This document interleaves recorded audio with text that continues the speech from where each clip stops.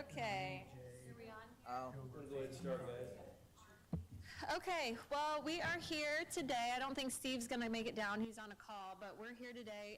Alicia Scholler is here from RHI.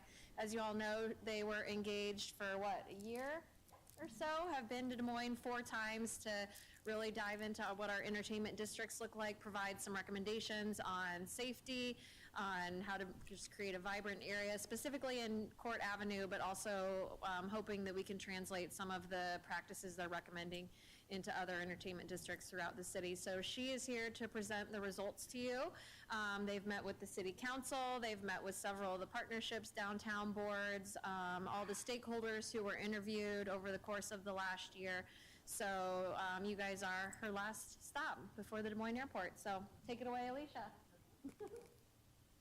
Thank you so much, Sarah, and thank you, supervisors. I really appreciate being here and being able to follow up. All right. So first, I just want to express my, let me move this up a little bit. Hello. I want to express my gratitude first to the city, county, Operation Downtown, and the Greater Des Moines Partnership for the robust coordinating team that we were privileged to work with on this project. And just to clarify that the scope of work for this was on the historic court district, but some of the actions that are being recommended here may have some larger implications citywide, maybe affecting some of your other social clusters such as East Village as well as Ingersoll. The discovery process we went through was very robust. We had 3 site visits between July and November of 2022. We had 40 total meetings, about 10 virtually before coming on site for the first time just to gather some background. Our second visit was where we did listening sessions. So we brainstormed with the group about the different strengths and challenges and opportunities there are related to safety, vibrancy, and planning for people's needs in the social economy. We then took those challenges and actioned them, turned them into action steps in our action roundtables. We also held a women's focus group to talk about women's safety issues and women's social preferences, as well as meeting with various venue operators. We attended a DNA meeting and had various individual meetings as well. So since this project is about sociability and much of that takes place at night, we went out at night. So we did several observational tours. We stayed out until past closing time to observe just the closing time management in your community, as well as doing 2 police ride-alongs. Participation involved nearly 100 people, and so as you can see from the stakeholder icons, I know they're a little bit small, but we tried to involve really a wide variety of different perspectives and different stakeholders. So this included 30 social venues that were represented, either from ownership, operators, staff and management, 10 city government employees, in addition to 6 police officers. We met with 5 city council members, 5 county representatives. We spoke with the state alcoholic beverages division and met with various residents, music and culture advocates, property owners, many more. These are people who may not have been invited to the table before, and so we really hope that this kind of sense of community continues after leaving. This is the analysis framework that was used for this project. Nightlife is very complicated. It goes far beyond just bars and police. So we really try to use a holistic, comprehensive analysis model to be able to understand the specific issues in your community. On the left, you'll see our 4 building blocks, and this is what we based our listening sessions on.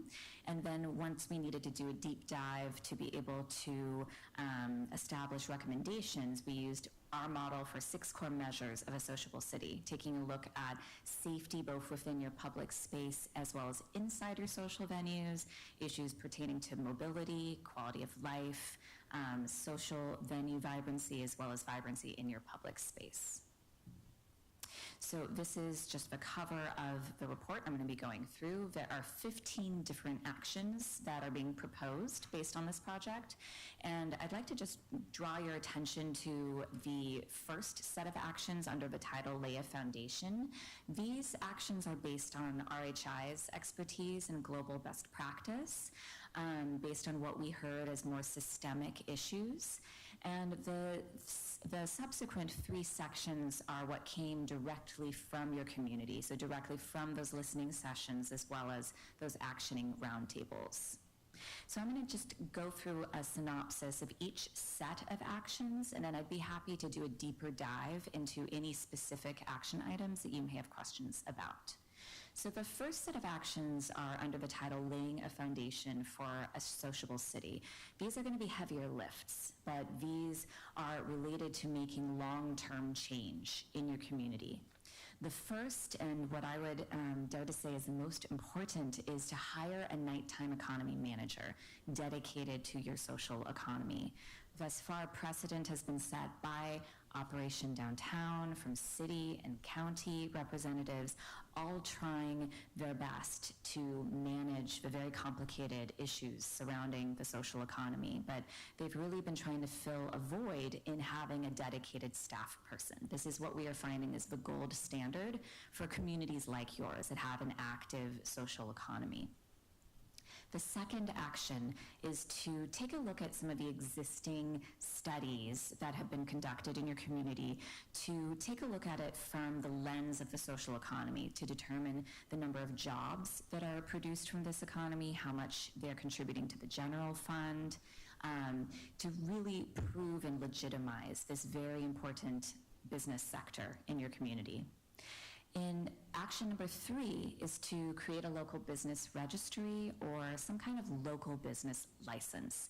This is in response to the feedback that we heard that this perception of kind of an empty toolbox, of not knowing how to really successfully and immediately address businesses that are operating in an unsafe manner.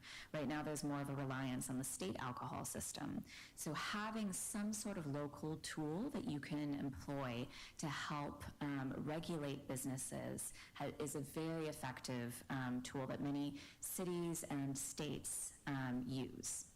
Action number 4 is to improve systems of review for alcohol service businesses. This is something that I went into a little bit more depth at during the city council meeting yesterday morning, because it's really council's opportunity to communicate your community's expectations for how businesses should operate that sell and serve alcohol for on-premise consumption. It's a much greater opportunity to make a difference with those businesses and set standards before they open, rather than trying to address them after they're already operating.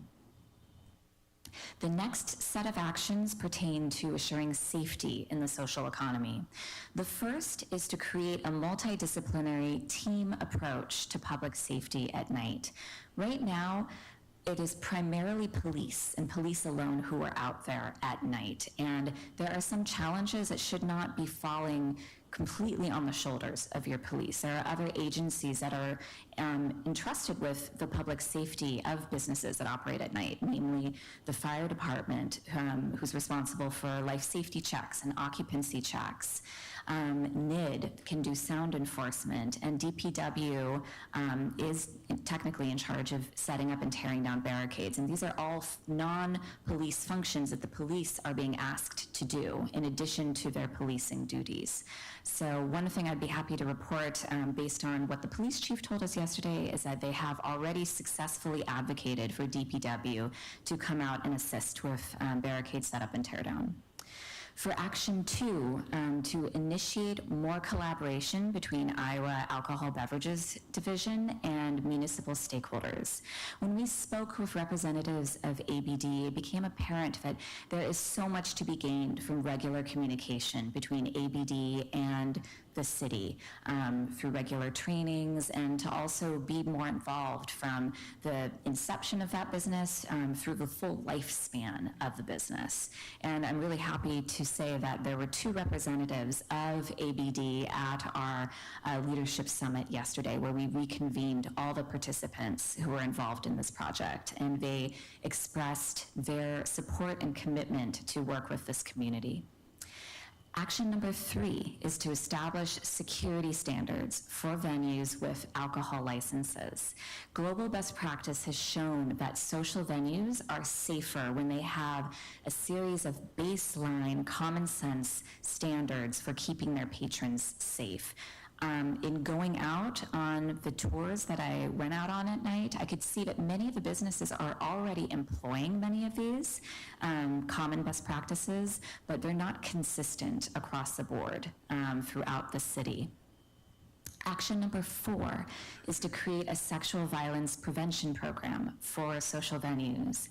Any community that has an active social economy like your community in Des Moines needs to have a focus on women's safety, speaking directly to women employees who work at night as well as women patrons, because there are specific safety issues that particularly affect women. The next series of actions is about planning for people's needs, and this is really about coexistence of your residential and your business uses. So the first action is to enhance advocacy of the Downtown Neighborhood Association. Something that we started to see already when we were here last was DNA taking on a stronger advocacy role to weigh in on businesses that sell or serve alcohol, and we'd like to see that continue. There are 12,000 residents downtown. 8,000 of them are west of the river. This is an incredible constituency, and so they have really an opportunity to use that voice to continue to be the guardians and the gatekeepers of your social districts. Action number 2 is to connect the diverse creative class with funding for DEI initiatives. We saw firsthand how much talent that you have in this community locally. There are youth who are hungry for opportunities to perform and activate your public spaces, and you have an incredible base of corporations here with funding earmarked for diversity, equity, and inclusion. So there's an opportunity to connect them with these opportunities, and potentially even have the county involved in grants specific for including your diverse community. Action number 3 is to create a rideshare hub for closing time pickup and potentially drop off. Just imagine at bar closing time, you have hundreds, if not thousands of people who are all leaving bars at the exact same time, and they all need a safe ride home, especially if they have over-imbibed. So right now, it's very difficult to catch a taxi, much less an Uber, especially at night. And this came up quite frequently during our women's focus group, that mobility was cited as an issue for why more women are not going out at night, that they want to know that they're going to have a safe way to get home. So having a designated place where rideshare vehicles can congregate to be able to pick up people, just imagine experience at the airport with taxi stands or an area dedicated for rideshares would be an enormous help in your social district. Action number 4 is to address the nighttime challenges associated with parking lots. So we've seen that parking lots are becoming increasingly a source of problematic behavior, especially if they're not well lit, especially if they're primarily used for a daytime employee base, but there isn't a manner to perhaps close them off at night if you don't want them to be used at night, or to make them safer if they are intended for nighttime use. Action number 5, and this is actually already underway through the Future Forward plan to enhance the Skywalk. I know that there's a broader initiative to enhance the Skywalk network as a whole, but specifically we identified the route between Court Avenue and the Iowa Event Center. So you can kind of park once, grab a drink, grab a bite to eat, go to the event center, and be able to come back safely and efficiently through the Skywalk. The last set of actions pertain to enhancing vibrancy. The first action is to revive a nightlife association, but with a broadened scope. This used to exist. There was a Court Avenue association with nightlife and bar operators, and there's an opportunity to revive that with some new leadership. Having operators be able to speak with one voice, to be able to organize some self-regulation strategies and training, being able to communicate more effectively with regulators is going to help them and help you all as well. Action number 2 is to activate the Riverwalk Hub for outdoor recreation and events. This was identified as an underutilized asset. Community groups that we spoke with mentioned that people are hungry for more outdoor spaces to be able to hang out, for their kids to play, to be able to have their dogs hang out. So this is one idea to potentially link up to the farmers market, have those ambassadors communicate, hey, head over to the Riverwalk because there's some programming and activation there.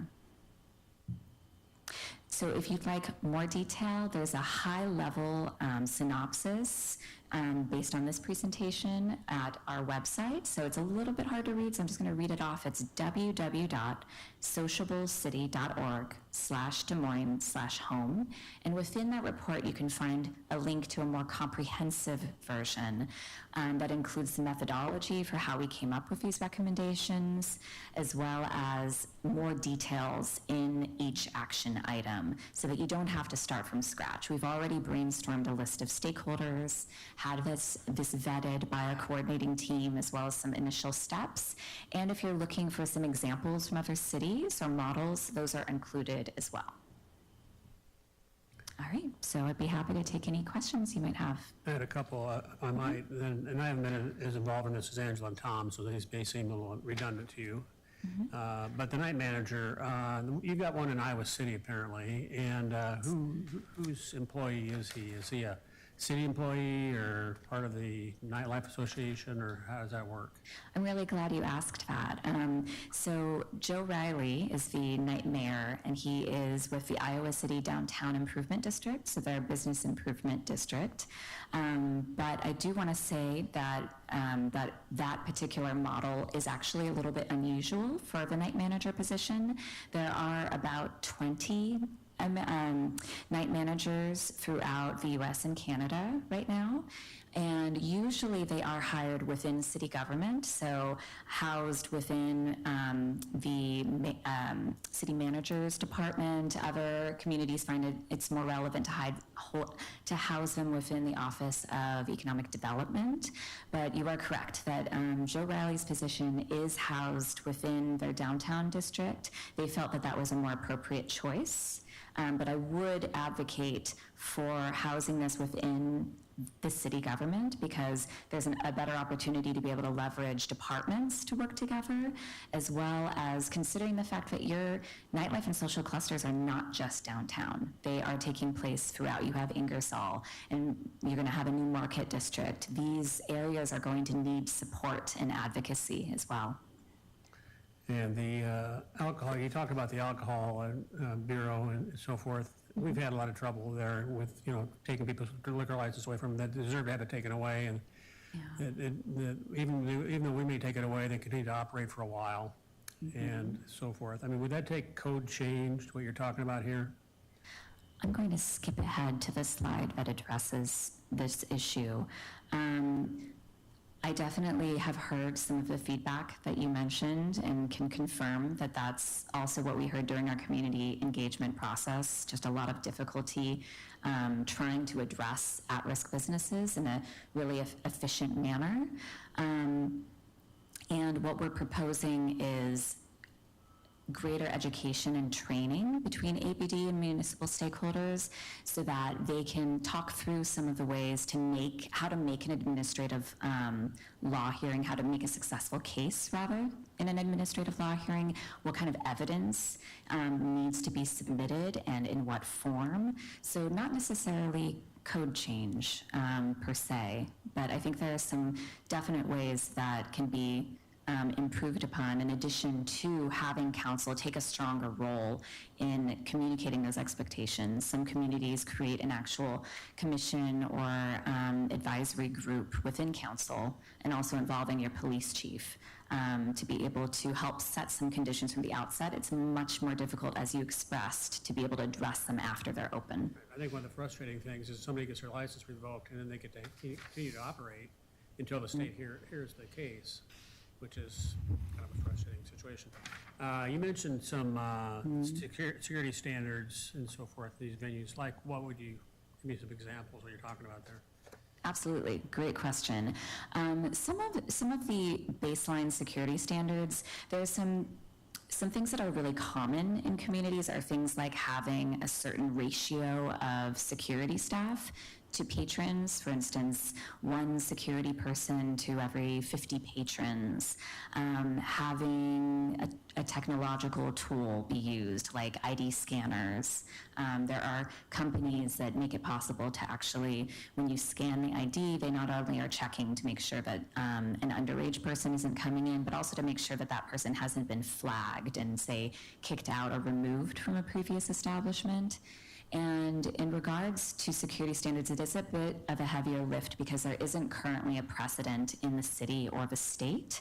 Other states have systems in place, like California has a guard card where people have to undergo a minimum number of hours, and there's a certain curriculum that is required by the state to be able to become a security guard, especially for a licensed venue that serves alcohol. And things like background checks before they can, become a security guard. Again, because of this lack of precedent in the city and the state, one of the things that venue operators expressed as a concern yesterday is that there aren't many security companies that offer this kind of security training, so it's difficult to find people qualified without that extra leverage from the city, county, or the state for having requirements. Thank you. And then the last question I had was, at least for now, is the nighttime hub for transportation. I think that's a great idea. Is anybody else doing this? Absolutely. Let me skip ahead to that particular action. So for the rideshare hub, one of the models that has been widespread is the Orlando model for a rideshare hub, where they actually set up an Uber and Lyft stand, as well as bringing in extra lighting to make sure that people felt safe and comfortable in that location. They also made access to restrooms nearby available. They're also referred to as PUDO zones, pickup drop-off. So Pittsburgh has one, Washington, D.C. has one as well, specific for their social economies. And when we spoke about this issue during our actioning roundtable, we had a representative, an Uber driver, who could kind of give us the inside scoop about some of the barriers associated with bringing more Ubers downtown. Part of that is because of kind of frustration getting around the traffic barricades, as well as explaining to patrons why they couldn't be picked up right in front of the business where they were. So having this system in place with geofencing, working with Uber and Lyft is an incredible way to help clear out your district. The sooner you get people out, the less likely they are to get in trouble or do harm. Right. Thanks. I just got a couple of quick things. Sure. Just to, and Bob, your initial comments about that I and Angela. First of all, I had been involved in the security issues for quite some time when I had that as part of my district, as far back as when we first talked with law enforcement about adding additional lighting, adding additional law enforcement officers, putting up the cameras and all those sorts of things, and the cooperative effort between the city and the county and Operation Downtown to get those things going. And, we tried multiple things until you folks came in. I only assume, and Sarah led it from a staff standpoint this time, that this is going to be less of a elected official driving thing and more stakeholders, because frankly, I haven't been involved in a lot of these discussions at all. I ask Sarah occasionally, hey, where are we at with this? But I haven't been at the table, and that's okay. I think it's probably better that way. A reason I say that is because, some of the issues that, from my perspective, that we ran into in the past or we tried more aggressive things like the fencing, which was a failure. I acknowledge it didn't work well, but it was getting to the point where we were getting really concerned about public safety, extremely concerned, especially with weapons in the district. But having said that, during that time, I think there was a lot of times where politics got too much involved in the process, where, you know, a single operator or maybe two operators would contact an elected official and scream and holler about this or that, and the next thing you know, the rules would change overnight based on a complaint from an operator. You know, that's got to be something. There's got to be a commitment from the Des Moines City Council specifically, and us, if we're going to participate at whatever level, that, you know, we can't get mowed over by politics downtown and who likes what and who doesn't like what. If we're going to do it, we're going to do it, which leads me to the question of, you know, one of the items you have here, establish security standards for venues with alcohol licenses. And I think that's probably dovetailing off of what Bob's comments were about. Okay, if you're going to apply for an alcohol license, and I don't know, does the city even have any jurisdiction where they can say, you know, you have to meet certain security standards before we're going to issue a license or a permit, or is there anything like that even in place? And even can they legally implement that type of barrier for an operator?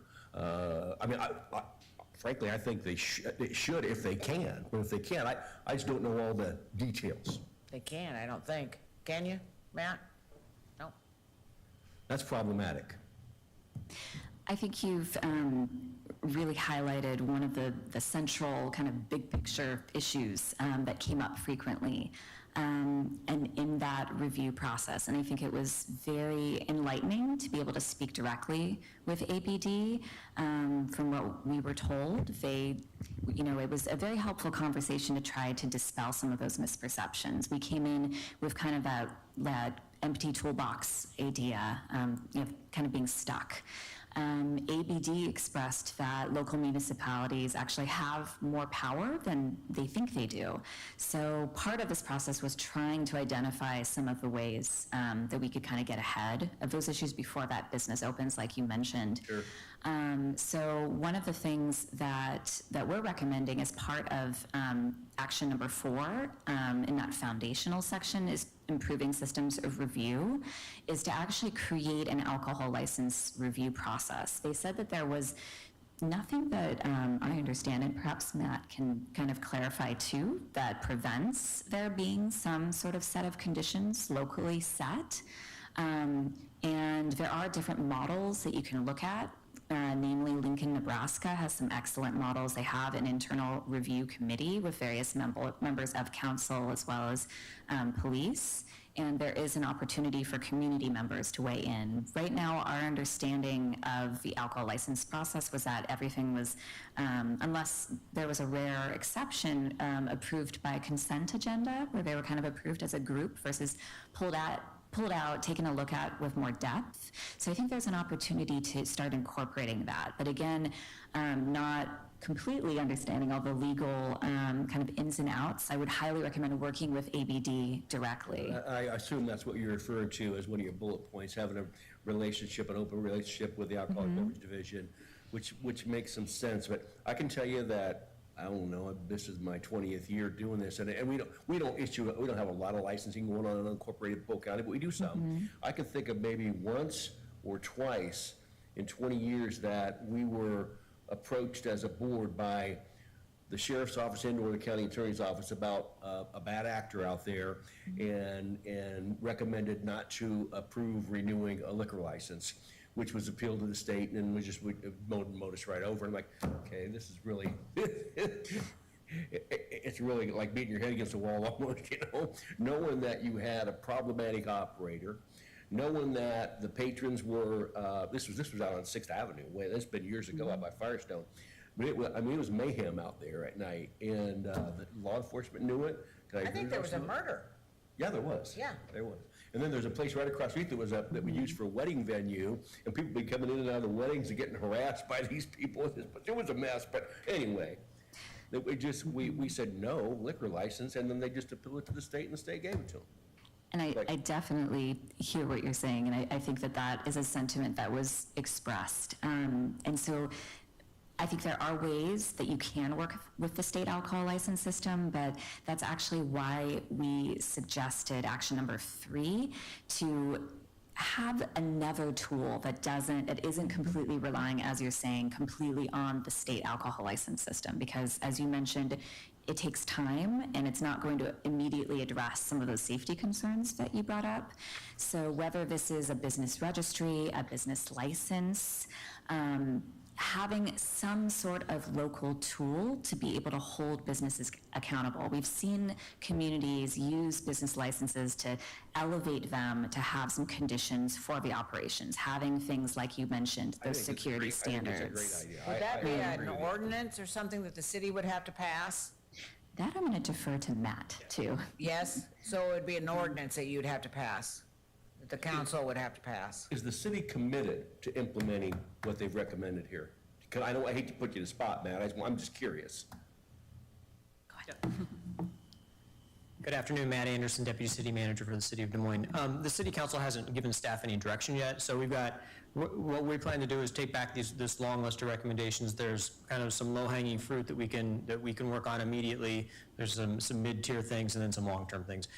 Just like you, we just approved our budget for the next fiscal year, so we don't have this night manager in our budget. So we would need to work through that process, come back, and prioritize all of our budget needs coming in the fall and winter, and see if that's something that the council wants to add. And as Alicia said, there's some items on here that are definitely city responsibilities. I think there's some that are business responsibilities, some that we will all share the responsibility. So we kind of need to look at those different options and see who's responsible for it. Tiffany and I were just talking before the meeting, the sexual violence prevention program. There's no reason we couldn't start implementing that this month. We should start working on it, determine who's the champion of it, and get that moving forward. It's low cost or no cost. Just need someone to be running with the ball. Okay, but I assume, I don't want to rain on your parade here, but so after the consultants got their recommendation, which appears they're done, their work is done. So do you foresee continuing discussion amongst the parties to start implementation, start thinking about what a budget might look like, if there's support for all these things, and that's just going to continue to be a work in progress, I assume? Okay. Yeah, we're not done. We're not putting our pencil down and going Yeah, on to put the next this on the project. shelf, like sometimes that's what happens with these things, No, as you know. So- this team will stay together. Okay, all right, great, thank you. It kind of goes hand in hand with some of the other groups who are working on other issues that are touched on in this, like the skywalk issue. There's a group primarily led by Parking garages. working on that. Our original Port Ave group, we're still kind of working through some outstanding issues. So all of those kind of intersect here. All right. We'll keep going forward. Okay. And Supervisor Hawkins-Smith, one of the additional kind of selling points you can use for this local business license or registry is that there is a local tool available right now that was able to successfully curb some of the public safety issues in court building, and that was namely the CUP. So I do want to make sure that they're acknowledged, because I think they had to work really hard to be able to address that in the Zoning Board of Adjustment hearing. However, there are some gaps in the CUP process that we identified, namely that restaurants are not included in that. There is a trend in Des Moines as well as nationwide for restaurants to shift or morph into a more bar or club environment, even though they are licensed as a restaurant. So right now, they're not included. They're kind of not being captured in that process. The other issue that we saw firsthand was that the business that had a very serious violation of their CUP was able to continue operating even after violation was identified until that ZBA hearing was held. So that's very concerning if there is risk and harm potentially to the public. So that is why having something that's perhaps not, that's involved or included with the state alcohol license system could be a tool you could use that isn't involved with that. Using more kind of objective criteria like any sort of alcohol license. Perhaps it's operational hours, if you're open after 10 or open after midnight, whatever you deem most appropriate for your community. And it may not apply to everyone. Taking into consideration, you have a lot of great business operators that have been operating with very minimal safety risk or challenges, that this may not be triggered for those. One more quick question for you before you go on. So, you talked about the scanning equipment and the software devices for scanning licenses, driver's licenses for underage folks, as well as flagging people that have already been in trouble at one of the other establishments, I assume. This is something that we talked about. We went to a convention years ago in Charleston, South Carolina, on the same issue, and those were coming out then, and some of the bigger metro areas are starting to utilize that software. And we did that. We paid for that. Every single one of the bars down here, I think, when we did the security fencing, had that feature.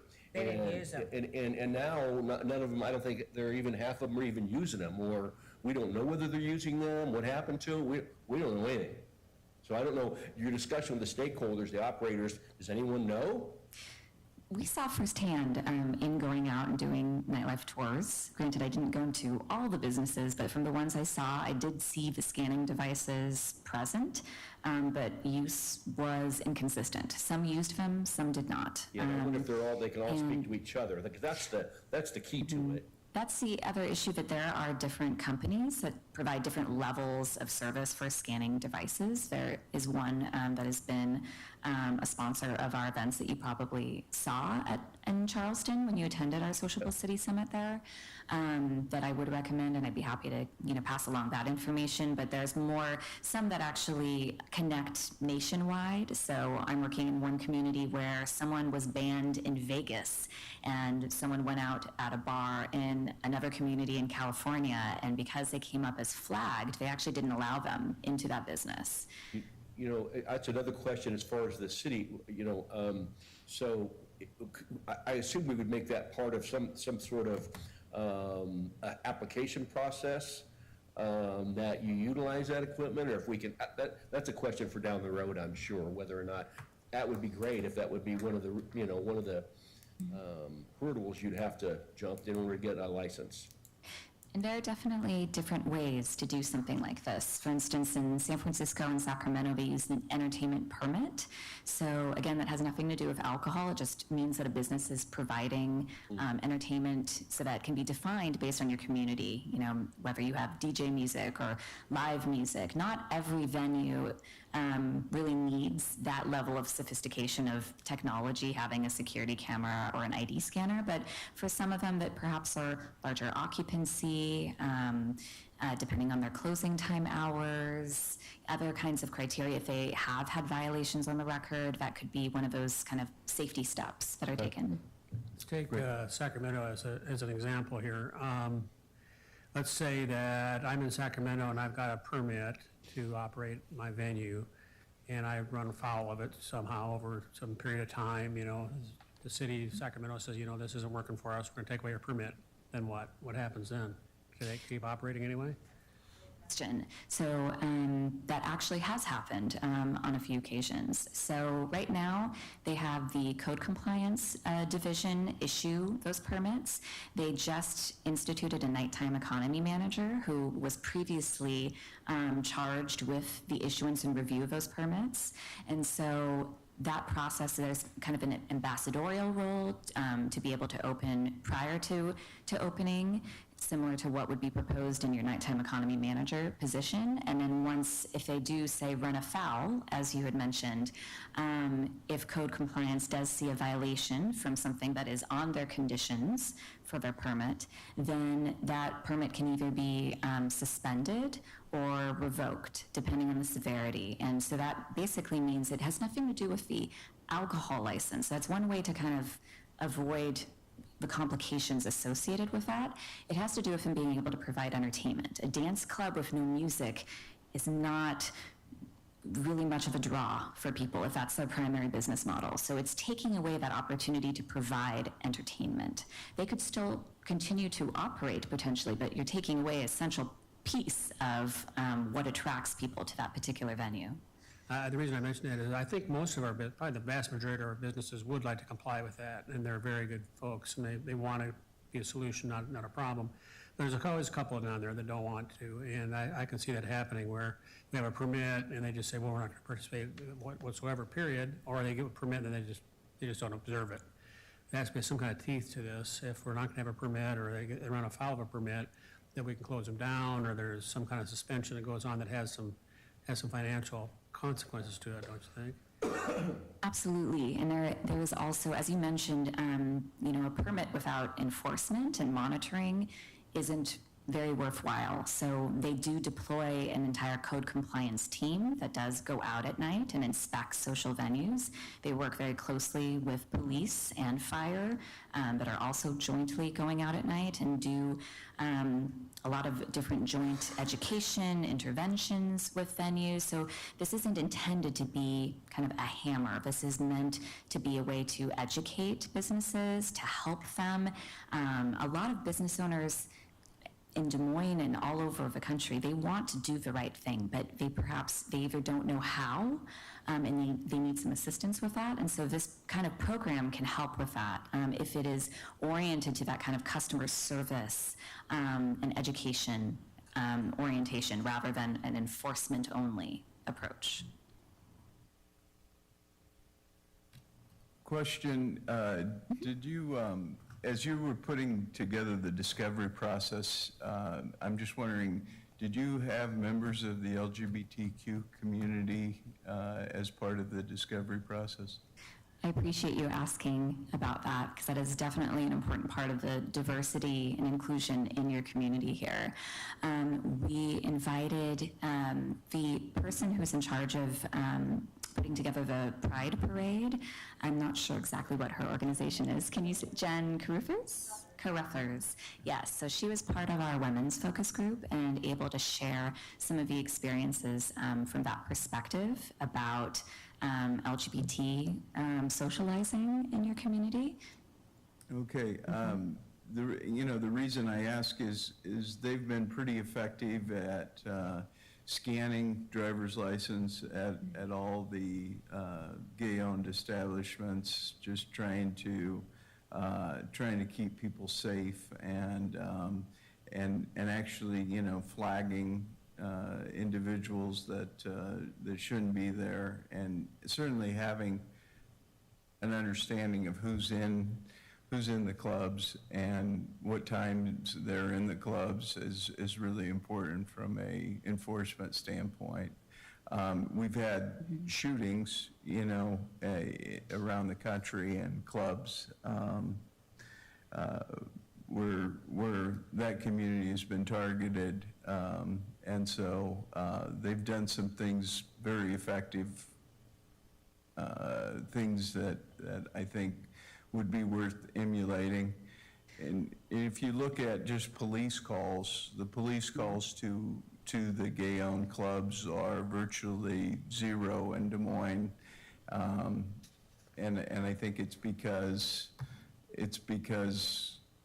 they control the doors, they control who comes in and out of there, and they also have programming inside the clubs, which is I think, a big piece of what's missing in our downtown Court Avenue district. The other thing I wondered if you'd comment on is just concentration of bar-only establishments versus restaurants or other music venues or other types of venues, because it's my understanding that is a big piece of why the focus on Court Avenue has been around alcohol and alcohol-based establishments. Wow, I think there's a lot to unpack there, because you brought up a lot of really important points. I think I'd have to echo what you had mentioned, that I think that LGBT venues in your community could potentially take a leadership role in setting standards for safety and safety procedures, because, I mean, if calls for service are evidence, as well as, you know, what you can see firsthand, it sounds like they're amongst the leaders in really taking a proactive stance to keep their patrons safe. And then I think he brought up another really important point about kind of the business model for the social economy. We have tried to kind of shift terminology instead of just referring to places as bars, to call them social venues, because really the goal, you know, if you're going to have a successful business model, is that it's not just on, you know, the entertainment being focused entirely on alcohol consumption, because then the only thing you have to compete over is potentially price and volume and quantity, you know, versus quality, versus having places that offer a wider range of experiences. That was one of the outcomes from the women's focus group that we discussed, that people are looking for a place where they can do something else. They can, you know, you can go to Ricochet and you can play arcade games. You know, people want to see live music, having escape rooms, you know, board games, just having, you know, a very basic model of a couple bottles of alcohol on a shelf isn't going to cut it anymore. And I think what you're addressing is that some of the issues that we saw related to court building was that there were so many businesses in there with very similar business models. The physicality of the building is something to perhaps take into consideration as well, to re-examine some of those life safety checks and whether ingress and egress are going to be safe and successful in the future in that building. When we were here and when all 6 of the businesses were operating and still open, our estimate was that there were about 2,000 person occupancy in that building alone, which again creates closing time management issues, issues with pedestrian safety, trying to all access a rideshare vehicle. So I'm very interested to see kind of what evolves in the future. Thank you. Is that it? Are we good? Well, my questions all got addressed. You guys answered them all, or you guys asked them, and she answered most of them. I just hope we move forward as quickly as we possibly can on some of these, as Matt said, low-hanging fruit ones for sure. I think the Lyft and the Uber rides is really a big deal. All these people pour out at night, and it's an accident waiting to happen. We haven't obviously had as many issues because that building is empty. Sooner or later, it's going to get filled with something. I know they want something in it, the owners. What that is, I'm not sure yet. But I'd hope that we could work something out as quickly as possible on a couple of these things. So I'm excited to see what happens and for the future. I as well. It's comprehensive, it's good work. I mean, all these points, I think, make a lot of sense. It's just, you know, whether, you know, we can get the commitment to get it done. Yeah.